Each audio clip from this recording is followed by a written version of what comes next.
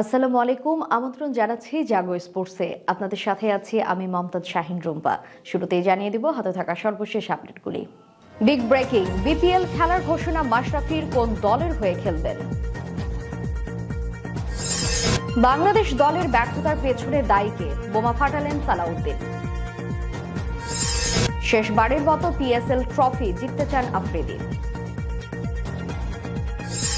BPL এর বড় চমক দিচ্ছে চট্টগ্রাম, আসছেন শোয়েব আখতার, শন টেইট এবং হরভজন সিং। অবশেষে কোহলি ইস্যুতে মুখ খুললেন গাঙ্গুলি। এবং আইপিএল নিলামে রশিদ খানকে দলে নেয়ার জন্য লড়াই 3 ফ্র্যাঞ্চাইজি। শুনছিলেন সংবাদ শিরোনাম, এবারে বিস্তারিত।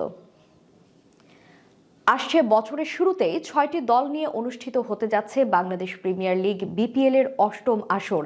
আর সেই আসরে খেলার ঘোষণা দিয়েছেন মাশরাফি বিন মুর্তজা। করোনা ভাইরাসের কারণে গত বছর অনুষ্ঠিত হয়নি বাংলাদেশ প্রিমিয়ার লিগ, তবে ছোট পরিসরে দেশি ক্রিকেটারদের নিয়ে বঙ্গবন্ধু টি20 টুর্নামেন্ট আয়োজন করেছিল বিসিবি। ওই টুর্নামেন্টের শুরুতে খেলতে না পারলেও শেষের দিকে খেলেছিলেন মাশরাফি। তবে এবার আবারও বিপিএল আয়োজন করতে যাচ্ছে বাংলাদেশ ক্রিকেট বোর্ড। তবে এবারের বিপিএল এ কোন দলে খেলবেন মাশরাফি তা এখনো চূড়ান্ত হয়নি।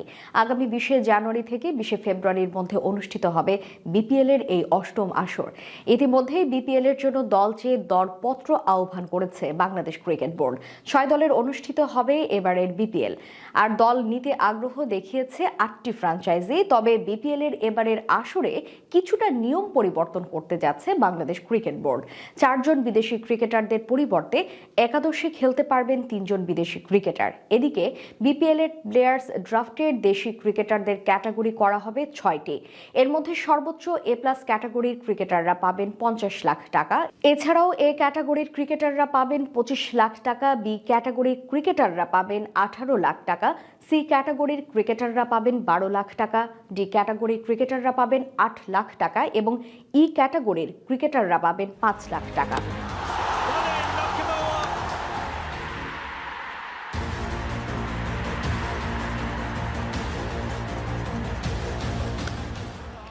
এদিকে বাংলাদেশ দলের এমন একের পর এক ব্যর্থতার পেছনে বাংলাদেশের ক্রিকেটারদের ম্যাচুরিটির ঘাটতিকে দায়ী করেছেন দেশসেরা কোচ মোহাম্মদ সালাউদ্দিন। সেই সাথে সাদা পোশাকে পেসারদের নির্বিষ বোলিংকেও দুষছেন তিনি। সালাউদ্দিন বলেন, খেলোয়াড়রা সাধারণত ফিটনেস ও টেকনিক শেখার চেষ্টা করে, কিন্তু বাংলাদেশের তরুণ খেলোয়াড়দের মধ্যে সেই রকম কোনো চেষ্টা দেখেনি। তাদের মধ্যে শিখতে চাওয়ার সেই ম্যাচুরিটি নেই। চট্টগ্রাম ঘুরে মিরপুর চিত্রটা একই, নির্বিষ পেস বোলিংয়ের ছবিটা বদলায়নি সাদা পোশাকে। এই ব্যাপারে সালাউদ্দিন বলেন, খালিদ ও ইবাদত উইকেট টেকিং বোলিং করেনি। পেস বোলারদের জন্য উইকেটে কিছুটা সহায়তা থাকলেও তা তারা কাজে লাগাতে পারেনি। সেই তুলনায় স্পিনাররা যা একটু করেছে। বিশ্বকাপ ব্যর্থতার পর নতুনভাবে ঘুরে দাঁড়ানোর যেই বাণী, সেখানেও আছে শুভঙ্করের ফাঁকি। দল কিংবা একাদশ নির্বাচন, বারবার প্রশ্নবিদ্ধ হয়েছে নির্বাচকদের ভূমিকা। এটি নিয়ে সালাউদ্দিন বলেন, দলে নতুন খেলোয়াড়দের নিলে তাদের জন্য দীর্ঘমেয়াদী পরিকল্পনা থাকা উচিত।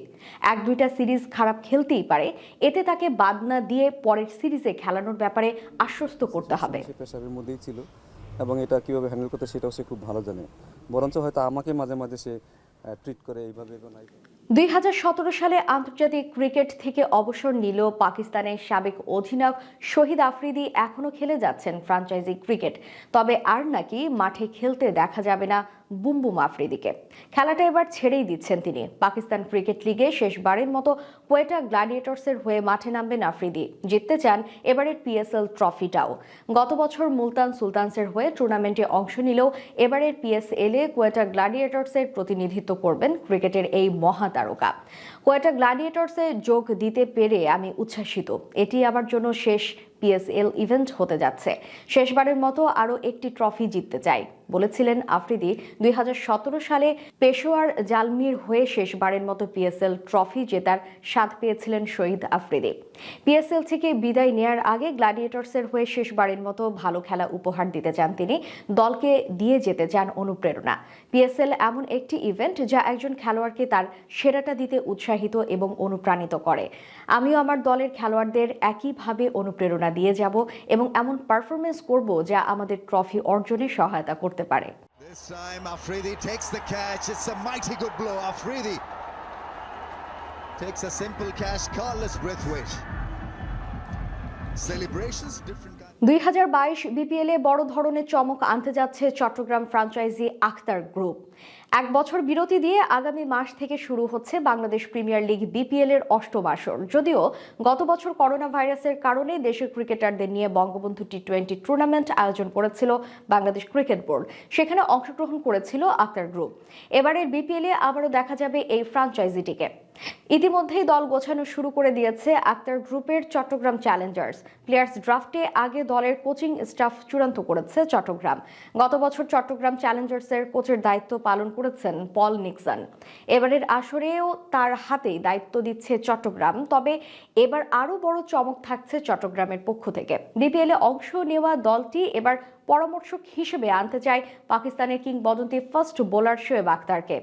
ইতিমধ্যেই তাকে এই বিষয়ে প্রস্তাব দিয়েছে চট্টগ্রাম ফ্র্যাঞ্চাইজি। জানা গেছে ইতিবাচক সাড়া দিয়েছেন তিনি। তবে শুধু শোয়েবই নয়, দলের ফার্স্ট বোলিং কোচ হওয়ার দৌড়ে এগিয়ে রয়েছেন অস্ট্রেলিয়ার সাবেক তারকা পেসার শন টেট। তার সাথেও আলোচনা শুরু করে দিয়েছে আখতার গ্রুপ। এছাড়াও জানা গেছে ভারতের কিংবদন্তি স্পিনার হরভজন সিংকে দলে টানছে Chittagong Challengers. First game on the home, he always felt that 1-2-9 for 8 was going to be slightly too small a target.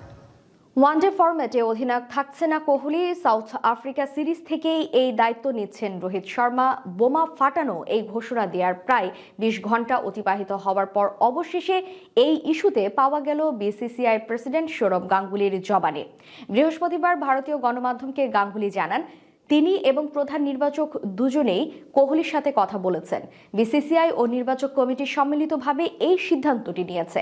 আসলে আমরা বিরাটকে অনুরোধ করেছিলাম টি-20 অধিনায়কত্ব না ছাড়তে, যেটিতে সে রাজি হয়নি। কাজেই এখন বিসিসিআই চিন্তা করেছে সাদা বলের 2টি ফরম্যাটে 2টি আলাদা অধিনায়ক না রাখার। রোহিত শর্মার নেতৃত্ব গুণে আমাদের পূর্ণ আস্থা আছে এবং বিরাট টেস্ট ক্যাপ্টেন থাকবে। আমাদের মনে হয় ভারতীয় ক্রিকেট যোগ্য লোকদের হাতেই যাচ্ছে। আমরা বিরাটকে ধন্যবাদ জানাই অধিনায়ক হিসেবে সাদা বলের ক্রিকেটে তার অবদানের জন্য। আরও বলেছেন, গাঙ্গুলি ওয়ানডে ও টি-20 অধিনায়কত্বের পাশাপাশি টেস্ট দলেও অজিঙ্কা রাহানাকে সরিয়ে সহ অধিনায়ক করা হয়েছে রোহিতকে। Luckily he agreed. I don't know what triggered the change in his mind, but he agreed, and I think this is the best what. বিশ্ব ক্রিকেটের রোমাঞ্চিত এবং আকর্ষিত টি-20 প্রতিযোগিতাগুলোর মধ্যে অন্যতম হলো আইপিএল। একাধারে যেমন আইপিএল সর্বাধিক জনপ্রিয়, তার পাশাপাশি এটি সর্বাধিক ধনী ক্রিকেট লিগ। আগামী বছরে আইপিএল আরও আকর্ষিত হতে চলেছে। তার অন্যতম কারণ হলো আগামী আইপিএলে মেগা নিলাম অনুষ্ঠিত হবে, যেখানে প্রতিটা দল তাদের দলের যে কোনো 4 জন ক্রিকেটারকে ধরে রাখতে পারবে এবং বাকি সমস্ত ক্রিকেটারদের নিলামে তুলে দিতে হবে। এছাড়াও আগামী আইপিএলে আরও 2টি নতুন আইপিএল দলে সংযোজন করা হচ্ছে। Afghanistan leg spinner Rashid Khan IPL এর মিস্ট্রি স্পিনার হিসেবে বিখ্যাত। ডানহাতি এই স্পিন বোলার তার আইপিএল ক্যারিয়ারে এখনো অবধি মোট 93টি উইকেট নিয়েছেন।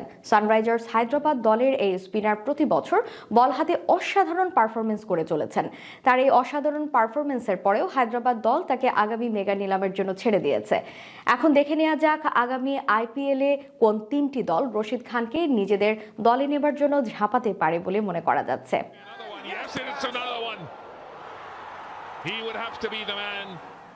Royal Challengers Bangalore.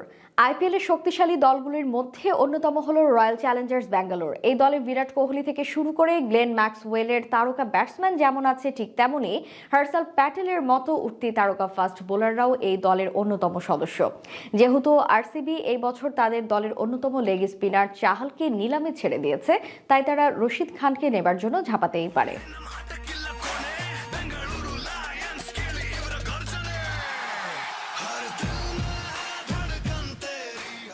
Rajasthan Royals. বিগত কয়েক বছর ধরে রাজস্থান রয়্যালস তাদের পারফরমেন্স সেইভাবে করে দেখাতে না পারার জন্য তারা প্লে অফ অবধি পৌঁছাতে পারেনি। মেগা নিলামের আগে রাজস্থান তাদের দলে 3 জন ব্যাটসম্যানকে ধরে রেখেছে। যেহেতু এই দলে সেই রকম কোনো শক্তিশালী স্পিনার নেই, তাই তারা রশিদ খানকে দলে নিতে চাইবে, যাতে তারা শক্তিশালী দল হিসেবে পারফরমেন্স করে দেখাতে পারে।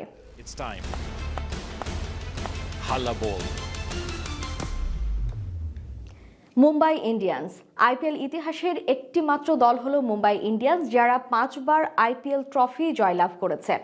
মুম্বাই এই বছর তাদের দলে কোনো স্পিন বোলারকে ধরে রাখেনি, তাই তারা চাইবে রশিদ খানকে নিজেদের দলে অন্তর্ভুক্ত করতে, যাতে তাদের বোলিং বিভাগ আরও শক্তিশালী হয় এবং আরও একটি আইপিএল ট্রফি জিততে পারে।